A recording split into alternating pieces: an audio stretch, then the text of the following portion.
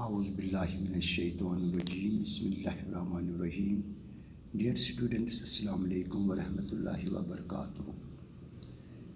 ہمارا ٹاپک جو کل سے چل رہا ہے وہ ہے ایبیلی، جو کہ ایک شارٹ سٹوری ہے جس کو ایک لداخی رائٹر عبدالغنی شیخ نے اس سٹوری کو لکھا ہے. یہ جو سٹوری ہے یہ ایک لداخی عورت کی گرد پوری کہانی گھومتی ہے، جس عورت کو اپنے چاروں طرف کی دنیا کے بارے میں کچھ بھی معلوم نہیں ہے، یا وہ کچھ نہیں جانتی ہیں اپنی چاروں طرف کے بارے میں. وہ گاؤں کی ایک بوڑھی عورت ہے اور اس نے اپنے گاؤں سے باہر کبھی قدم نہیں رکھا ہے. اس لیے سری نگر اتنی ہی دور ہے جتنا ترکستان، یعنی اس کو لگتا ہے کہ سری نگر اتنا ہی دور ہے جتنا ترکی دور ہے. گاؤں میں اس کا گھر ہی ایک ایسی جگہ ہے جہاں وہ راحت اور تسلی محسوس کرتی ہے. تو جو اس کہانی کا جو مین کریکٹر ہے وہ یہی ایک ٹریڈیشنل لداخی وومن ہوتی ہے، ایبیلی. کل ہم نے اس سٹوری کے پیج نمبر 127 اور 128 پر جو پیراز تھی ان کی ہم نے کل ریڈنگ اور ایکسپلینیشن ہم نے پڑھی ہے. آج ہم اس کے آگے اس سٹوری کو پڑھنے جا رہے ہیں. تو اب آپ اپنی ٹیکسٹ بک کا پیج نمبر 128 نکالیے اور اس وہاں سے ہم آج اس کی ریڈنگ شروع کرتے ہیں.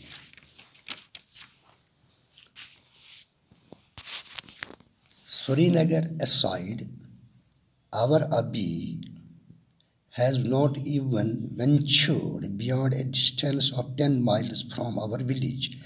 2 years ago, after a gap of 8 years, she had made it to Leh town for the annual Dokchme festival held every winter. To purge the town of the evil, she saw masked dancers and musicians leading a procession from the place through the main bazaar.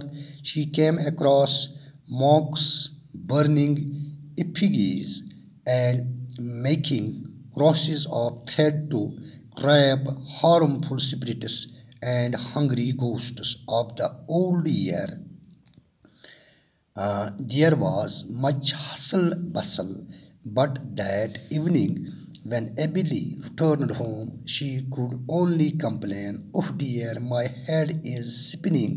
There were so many people there that the breath was squeezed out of me. I will never go again." تو یہاں پر رخسانہ جو کہ ایبیلی کی پوتی ہوتی ہیں وہ آگے اس کہانی کو بیان کرتی ہیں کہ سری نگر کی بات چھوڑی، ہماری ابی نے ہمارے گاؤں سے 10 میل سے زیادہ دور جانے کا بھی کبھی حوصلہ نہیں کیا تھا. 8 سال کے وقفے کے بعد 2 سال پہلے وہ سالانہ دوگچمشے تہوار کے وقت لہ گئی تھی. وہ تہوار جو ہر سردی کے موسم میں قصبے کو برائی سے پاک کرنے کے لیے منایا جاتا ہے، وہاں تہوار کے دوران ایبیلی نے مکوٹے پہنے ہوئے ڈانسروں کو اور موسیقاروں کو دیکھا تھا جو محل سے شروع ہوئی اور بڑے بازاروں میں سے گزرتے ہوئے جلوس کے آگے آگے چل رہی تھی. اس لیے ان بھکشوں کو دیکھا تھا جو پتلے جلا رہی تھی اور داغوں کے کراس بنا رہی تھی تاکہ پرانے سال کی نقصان دہ روحوں کو اور بھوکے پرتوں کو قابو میں کیا جا سکے. وہاں بہت بھیڑ بھاڑ تھی، لیکن اس شام جب ابھی گھر واپس آئی تو وہ یہی شکایت کرتی جا رہی تھی. وہ واہ میرا سر چکرا رہا ہے، وہاں اتنے لوگ تھے کہ میری تو سانس ہی گھٹ کر نکل جا رہی تھی، میں دوبارہ وہاں پھر کبھی نہیں جاؤں گی۔ یعنی ابھی اس تہوار میں، یعنی دکشمی تہوار میں جب گئی تھی تو وہاں پر انہوں نے اتنی بھیڑ بھاڑ دیکھی تھی، اور وہ مطلب جو وہاں پر یعنی ڈانسرس، یعنی موسیقار اور دوسرے لوگوں کو دیکھ کر، یعنی ایسا انہوں نے کبھی ماحول کبھی نہیں دیکھا تھا۔ پہلی بار وہ جب اس نے ایسا دیکھا تو گھر آ کے اس نے اتنی یہ شکایت کی کہ اس کا سر چکرا رہا ہے، یعنی اس کا سر چکر کھا رہا ہے، کیونکہ اتنے لوگ اس نے کبھی نہیں دیکھے تھے۔ وہ کہتے ہیں کہ میں نے وہاں اتنے لوگ تھے کہ میرا دم وہاں پر گھٹ گیا تھا، اور میں اب کبھی مطلب ایسے تہواروں میں یا ایسے میلوں میں کبھی نہیں جاؤں گی۔ During those days, a daughter of a distant relative came to visit us in our village. She lived in Delhi. Emily did not recognize her and kept staring at her. We stifled our laughter and enjoyed ourselves thoroughly. ان دنوں کے دوران ایک دور کے رشتہ دار کی بیٹی ہمارے گاؤں ہم سے ملنے آئی۔ وہ دہلی میں رہتی تھی۔ ایبلی نے اسے نہ پہچانا اور اس کی طرف دیکھتی رہی۔ ہم نے اپنی ہنسی کو دبا لیا اور خوب مزے لیتے رہے۔ یعنی ایک رشتہ دار کی، یعنی وہاں ان کے ہاں ایک لڑکی آئی تھی جو کہ آج کل ان دنوں دہلی میں رہا کرتی تھی۔ ایبلی صرف اس کو یعنی وہ دیکھتی رہی، یعنی اس کی طرف، یعنی اس کو پہچانا ہی نہیں کہ یہ لڑکی کون تھی، حالانکہ جب کہ اس کو یعنی یہ تو مطلب ان کو معلوم تھا کہ وہ وہاں کی ہی، لداخ کی ہی لڑکی تھی، لیکن پھر بھی وہ اس کو پہچان نہیں سکی کیونکہ وہ دہلی میں رہا کرتی تھی۔ اس کے جو کپڑے وغیرہ، لباس وغیرہ، یا اس کا جو باڈی کا جو اس نے حلیہ بنا رکھا تھا وہ تھوڑا ڈفرینٹ لگ رہا تھا، جس پر یہ ایبلی یعنی وہ حیران تھی اور صرف اس کی طرف دیکھتی رہی۔ Finally, when Emily was told that this was Dolma, she was astonished. La Dolma, I was wondered from where this meme sahab had descended upon our house. What kind of clothes have you put on? آخر جب ایبلی کو بتایا گیا کہ وہ ڈولما تھی تو وہ حیران رہ گئی۔ لا ڈولما، میں تو حیران ہو رہی تھی کہ یہ میم صاحب ہمارے گھر کہاں سے آ گئی ہے، تم نے یہ کیسے کپڑے پہنے ہوئے ہیں۔ یعنی اس نے اب اس سے بتایا کہ یہ آپ نے کیسے کپڑے، کیونکہ وہ ان کا جو اپنا جو کلچر، پرانا کلچر تھا، یعنی اس کے جو کپڑے وغیرہ تھے وہ اس سے ہٹ کر تھے، یعنی وہ یعنی اس نے دوسرا یعنی سٹی کا کلچر انہوں نے اپنا رکھا تھا، اس لیے وہ حیران رہ گئی۔ ڈولما اسمائلڈ، اب ڈولما اس پر مسکرائی۔ Where have you come from, Dolma? یعنی اب ایبلی اسے کہتی ہیں ڈولما تم کہاں سے آ رہی ہو؟ I live in Delhi, اما، یعنی ڈولما نے اسے کہا کہ اما میں دہلی میں رہتی ہوں۔ Oh then you must be meeting Roxana every day. تو ایبلی یہ سمجھتی ہیں شاید دہلی اور سری نگر بالکل یعنی ساتھ یعنی یہ جگہ ہیں۔ تو اس نے اسے کہا کہ پھر آپ رخسانہ سے روز ملتی ہو؟ اما Delhi is very far from Srinagar. تو ڈولما کا اس کو یہ جواب، اس نے یہ جواب دیا، ارے اما دہلی تو سری نگر سے بہت دور ہے۔ Have you never met Rukhsana? ایبلی sighed in disappointment. ایبلی نے کہا ڈولما سے، کیا آپ کبھی میری رخسانہ سے نہیں ملے؟ ایبلی نے نا امیدی کی گہرائی سانس لیتے ہوئے اس سے کہا، I spent 2 days in Srinagar on my way here.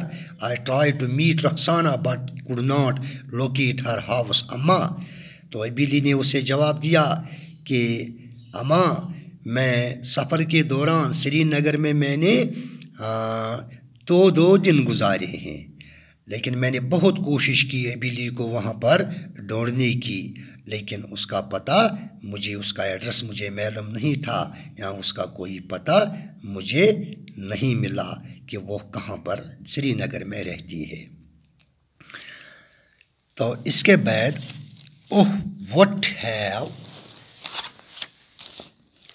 what have you done? Ebeli was miffed. You were in Srinagar and could not find the house of my granddaughter. واہ، تم نے کیا کر دیا ہے؟ ایبلی پریشان ہوئی۔ تم سری نگر میں تھی اور میری پوتی کا گھر ڈھونڈ نہیں پائی۔ یعنی پریشانی کی حالت میں ایبیلی نے اسے کہا کہ آپ سری نگر میں ہوتے ہوئے بھی میری رخسانہ سے، میری پوتی سے نہیں ملی۔ It is a big city, my sister-in-law interrupted. It has a population of 5 to 6 lakh. Ebeli, how will people know where someone lives unless they have the complete address? تو یہ ایک بہت بڑا شہر ہے۔ یعنی میری بابی نے، یعنی رخسانہ کہتی ہے کہ میری بابی نے بیچ میں ٹوکتے ہوئے کہا، ایبلی وہاں کی آبادی 5 سے 6 لاکھ ہے، یعنی سری نگر کی آبادی 5 سے 6 لاکھ ہے۔ لوگ یہ کیسے جان پائیں گے کہ کون کہاں رہتا ہے جب تک ان کے پاس پورا ایڈریس نہ ہو، یعنی ان کو اس جگہ کا، یعنی جس جگہ ان کو پہنچنا ہے اس کا پورا ان کو پتہ معلوم نہ ہو۔ Everyone says the same thing. Ebeli's tone became serious and her eyes filled with tears. ہر ایک اسی طرح سے ایبیلی کو سمجھانے کی کوشش کر رہا تھا، لیکن ایبیلی کا لہجہ سنجیدہ ہو گیا اور اس کی آنکھیں آنسوں سے بھر آئی۔ I remember another funny episode regarding my Abby. I was very young those days. My uncle sometimes come to the village to hunt. Once my uncle returned to the town but left his double-barreled gun behind. Agu had kept his gun in the kitchen, where a big battalion of children of Freyd's relatives and in-laws often gathered. Ebeli was so tense that she could not sleep for 2 nights. She guarded the kitchen all day to make sure no child touched the gun, convinced that as soon as it was touched, the bullets would explode instantly and everyone would die. She would have locked the door if it had been any other room, but how could the close of the kitchen? When Abba and Agu returned to the village on the 3rd day and heard about the situation, they rolled on the floor with laughter. یعنی رخسانہ آگے دوسرا اس کا، یعنی ایبیلی کا دوسرا ایک واقعہ بیان کرتی ہیں کہ اپنی ابی کے بارے میں یعنی وہ کہتی ہیں ایک دوسرا ہنسا دینے والا واقعہ وہ یعنی یہاں پر بتا رہی ہیں یا اس کو یاد آتا ہے۔ انہیں ان دنوں میں بہت چھوٹی وہ تھی، یعنی رخسانہ، میرے چاچا کبھی کبھی ہمارے گاؤں شکار کے لیے آیا کرتے تھے۔ وہ کہتے ہیں کہ میرے جو انکل تھے وہ کبھی کبھی گاؤں شکار کے لیے آتے تھے۔ ایک بار میرے چاچا اپنے قصبے کو لوٹ گئے، لیکن وہ اپنی 2 نالی بندوق پیچھے چھوڑ گئی۔ کاگو نے ان کی بندوق اپنے رسوئی گھر میں رکھ دی، جہاں بہت سے رشتہ داروں اور سسرال والوں کے بچوں کی ایک بڑی بٹالین اکٹھی ہوئی رہتی تھی۔ ایبیلی اتنے تناؤ میں رہتی کہ وہ 2 رات سو نہ پائی۔ وہ پورا دن رسوئی گھر کی رکھوالی کرتی رہتی، اس بات کو یقینی بنانے کے لیے کہ کوئی بھی بچہ بندوق کو ہاتھ نہ لگائے، اس بات کو یقینی مانتے ہوئے کہ جو ہی اسے ہاتھ لگایا جائے گا تو اس وقت گولیاں چلنے لگیں گی اور ہر کوئی مارا جائے گا۔ اس نے دروازے کو تالا لگا دیا تھا، اور اگر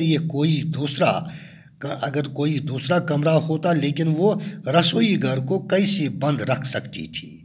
جب ابا اور آگو تیسرے دن گاؤں سے واپس آئے اور انہوں نے اس پوری صورتحال کے بارے میں سنا تو ہنستے ہوئے فرش پر ٹوٹ پھوٹ ہو گئی تھی.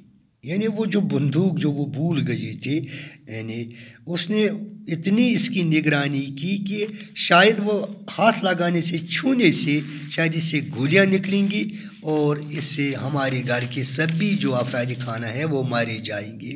یعنی اتنی مطلب یہ بولی بالی تھی، سیدھی سادھی عورت تھی ایبیلی. I must confess that I take advantage of Abili's simplicity. The arms of children always present at our home tears my notebooks to make the army of children always present at our home tears my notebooks to make kites and boats, ripping the sheets to struts with scissors like the fingers. I put on a tearful face before Abby and tell her that these papers are official. If they are torn, I will be penalized. These words work like magic on her, and she preserves my papers with such instance care that no child would dare to even look at them. Not stopping at that, she saves all sorts of scraps and tidbits. Even when I am away and when I go to the village, she presents them to me. Among them are papers from the grocer and snuff seller for whopping sipsies and snuff. Rukhsana آگے یعنی اپنی ابی کے بارے میں بتاتی ہیں کہ مجھے ماننا ہوگا کہ میں ابی کی سادگی کا ناجائزہ فائدہ اٹھاتی ہوں. یعنی وہ کہتی ہیں کہ میں بھی ابیلی کی اس سادگی کا یعنی ناجائزہ فائدہ میں اسے اٹھاتی تھی اپنے بچپن میں. بچوں کی فوج جو ہمارے گھر میں ہمیشہ موجود رہتی ہے اکثر میری کاپیاں پھاڑ دیتی ہیں. پتنگ اور کشتیاں بنانے کے لیے اپنی کینچی جیسی انگلیوں سے کاغذ کے صفحے پھاڑتے اور ان کی چھوٹے چھوٹے ٹکڑے بنا دیتی. ابھی کے سامنے میں رونے کی صورت بنا لیتی اور کہتی کہ وہ کاغذ سرکاری تھے، اگر انہیں پھاڑ دیا گیا تو مجھے جرمانہ کیا جائے گا. یہ الفاظ اس پر جادو جیسا اثر کرتے اور وہ انہیں اتنے دھیان سے سنبھال کر رکھ لیتی کہ کوئی بچہ ان پر نظر ڈالنے کی بھی ہمت نہیں کر سکتا تھا. اتنے سے بھی مطمئن نہ ہو کر وہ کاغذ کے چھوٹے چھوٹے ٹکڑے بھی سنبھال کر رکھ دیتی تھی. جب میں کہیں گئی ہوتی اور جب میں گاؤں لوٹ کر آتی تو وہ یہ مجھے پیش کر دیتی. ان میں ایسے کاغذ ہوتے جو کریانہ اور نسوار بیچنے والے کے یہاں سے آئے ہوئے ہوتی تھی اور جنہیں مسالے اور نسوار لپیٹنے کے کام میں لایا گیا ہوتا. اتنا وہ احتیاط کرتی تھی ایبیلی. یعنی وہ مطلب معمولی جس میں گھر کا سودا سلب لایا گیا تھا جن پیپرس میں، تو ان کو بھی وہ سنبھال کے رکھتی تھی کہ کہیں پر یہ بھی کچھ ویلیبل یعنی پیپرس نہ ہو. All grandmothers, despite their varied backgrounds, are similar, particularly in their reaction to modern technology. Like one of the grandmothers in our neighborhood, when she refers to an aeroplane, she switches to the honorific speech. The plane sahab has arrived. The plane sahab must be facing a lot of difficulties on hearing it make noise, and today plane sahab was very big. They say that when another Abi saw a plane for the first time, she went to greet the plane with bundles of grass in her basket. تو یہاں پر یعنی یہ صرف ایبلی ہی کا مطلب ایسی سادگی کی یہاں پر منظر کشی ہی نہیں کی گئی ہے، بلکہ جو وہاں پر لداخ میں انہیں ابلی جیسی دوسری یعنی گرینڈ مدرس تھی، یعنی دادیاں تھیں، یعنی پرانی بوڑھی عورتیں تھیں، یعنی ان کا بھی ایسا ہی، یعنی وہ بھی اپنے یعنی اطراف کے دنیا کے بارے میں کچھ نہیں جانتی تھی، یا جو ماڈرن ٹیکنالوجی وغیرہ یعنی اس کے بارے میں ان کو کچھ بھی علمیت یا جانکاری حاصل نہیں تھی، تو وہ بھی ایسی ہی طریقے سے یعنی کچھ یعنی ایسا ہی ابلی جیسا وہ اپنے مطلب یعنی وہ بھی ابلی جیسے ہی ان کا بھی یعنی ریسپانس رہتا تھا، یعنی جب وہ کوئی نیا چیز یا جو چیز ان کو معلوم نہیں تھا یا جس پر ان کی نظر ہی کبھی نہیں پڑی تھی، تو وہ بھی اسی طرح سے اس کا رد عمل اپنا دکھاتی تھی۔ سبھی دادیاں اپنے الگ الگ پس منظر کے باوجود ایک جیسی ہوتی ہیں، خاص طور پر جدید تکنیک کے متعلق ان کا رد عمل، جیسے کہ ہمارے پڑوس میں رہنے والی دادیوں میں سے ایک کا جب وہ کسی ہوائی جہاز کی بات کر رہی ہے تو وہ احترام کے لہجے میں بات کرنے لگتی ہیں، جہاز صاحب آ گئے ہیں، یعنی جب اوپر سے وہ ہوائی جہاز دیکھتی تھی تو اس کو جہاز صاحب کہتی تھی، یعنی دوسرے گھر کی جو گرینڈ مدرس تھی ابلی جیسی۔ جہاز صاحب کو بہت سی مشکلوں کا سامنا کرنا پڑتا ہوگا، اور آج جہاز صاحب بہت بڑے لگ رہے تھے۔ کہتے ہیں کہ جب ایک دوسری ابی دادی نے پہلی بار ہوائی جہاز دیکھا تو وہ اپنی ٹوکری میں گھاس کے گٹھے رکھ کر اس کو خوش آمدید یعنی کہنے لگے، یعنی ایک مہمان کی طرف۔ جب پہلی بار ایک گرینڈ مدر نے پاس پڑوس کی نے یعنی پلین کو دیکھا، ہوائی جہاز کو دیکھا، تو وہ اس کو خوش آمدید کرنے کے لیے، ویلکم کرنے کے لیے اپنی ٹوکری میں گھاس کے گٹھے لے کر یعنی وہ اس کو وہاں پر خوش آمدید کرنے کے لیے نکلی تھی گھر کے باہر۔ تو یہ تھی مطلب یہ ابلی کے بارے میں جو آگے جو مختلف جو ایپیسوڈز جو ہم یہاں سے یعنی پیج نمبر 127 سے پڑھتے آ رہے ہیں، آج ہم نے یہاں پر پیج نمبر 128 تک اس کی ریڈنگ اور ایکسپلینیشن آج ہم نے یہاں تک پڑھ لی ہے۔ تو انشاءاللہ اگلے لیسن میں انشاءاللہ کل ہم اس کے آگے پڑھیں گے، لیکن یہاں پر کچھ جو ایکسپریشنز اس پیج نمبر 127 سے پیج نمبر 129 تک جہاں تک ہم نے آج پڑھ لیا ہے، تو یہاں تک کچھ ایکسپریشنز، کچھ وکیبلری جو نئے ورڈز ہیں، تو ان کو میں نے یہاں پر نوٹ کر رکھا ہے، تو ہم ان کو پڑھتے ہیں۔ ایشن یعنی ایش کلرڈ یعنی ڈیڈلی پیل، یعنی اس کا مطلب ہے راکھ کی طرح برا یا پیلا، یعنی پیلا رنگ یا زرد ہو، یعنی زردیری جو چہرے پر چھا جاتی ہیں، تو اسی کو کہتے ہیں ایشن، یعنی پیل یعنی پیلا یا زرد۔ چوکڈ unable to speak as one is upset or frightened، یعنی گلا روند جانا۔ رحیم کریم عربک ورڈ یعنی مرسیفل اینڈ بیnevolent، یعنی مہربان اور رحم والا۔ cajole to pursue with false promise or pleasant talk، یعنی چاپلوسی کرنا یا بہلانا یا کسی کو دھوکہ دینا۔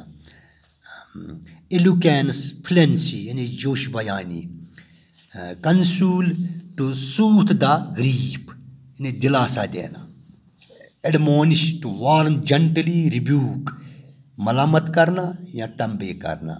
purge to purify from sin، یعنی گناہوں سے پاکیزگی حاصل کرنا، یعنی پاکیزگی حاصل کرنا۔ stifled to prevent something from happening۔ miffed annoyed and hurt، یعنی ناراض ہونا یا غصہ چڑھنا۔ تو یہ تھی کچھ ایکسپریشنز جو پیج نمبر 127 سے 128 تک جو بھی پیراز ہیں جہاں تک آج ہم نے پڑھ لیا ہے، تو یہ تھی ان ایکسپریشنز کی meaning, English and Urdu meaning. تو انشاءاللہ آج اگلی کلاس میں انشاءاللہ کل آپ سے پھر ملاقات ہوگی. تب تک کے لیے خدا حافظ. السلام علیکم.